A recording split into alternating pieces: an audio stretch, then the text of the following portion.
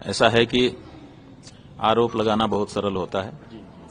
कोई भी किसी के ऊपर भी आरोप लगाने के लिए स्वतंत्र है। तो जब भी किसी को बदमाशी सूझती है तो वो किसी पे आरोप लगा देता है, लेकिन आरोप लगाने के बाद आरोप टिकना चाहिए, वो सिद्ध होना चाहिए। तो अगर वो आरोप सच होगा तभी सिद्ध होगा, अगर वो आरोप झूठा है तो वो टिकेगा ही नहीं।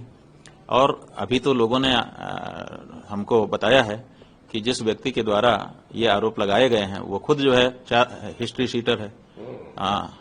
माने जाने कितने मुकदमे उसके ऊपर अलग अलग आपराधिक धाराओं में पंजीकृत हैं और मुकदमे चल रहे हैं, कई बार जेल में भी रह करके आया हुआ है।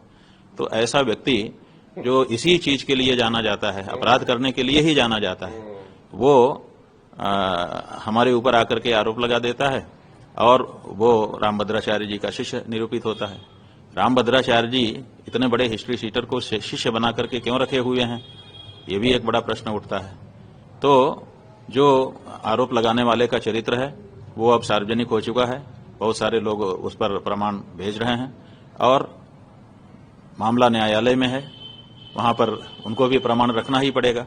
और हम लोगों ने जो उनकी ये अर्जी आई थी वो झूठी है, इस बारे में प्रमाण पहले से ही न्यायालय में धारा 22 के तहत दे ही दिया है।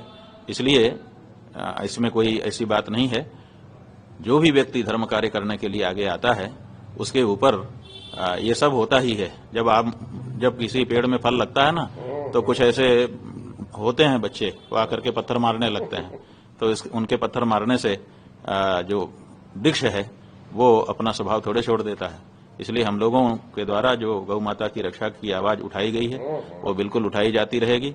और बल्कि इस तरह की अगर व्यवस्था की जाएगी, हम लोगों को हमारे चरित्र हनन की आदि की कोशिश की जाएगी, तो इससे अप्रभावित रहते हुए हम अपनी गौ माता की रक्षा के लिए और भी दृढ़ता से आगे बढ़ते जाएंगे।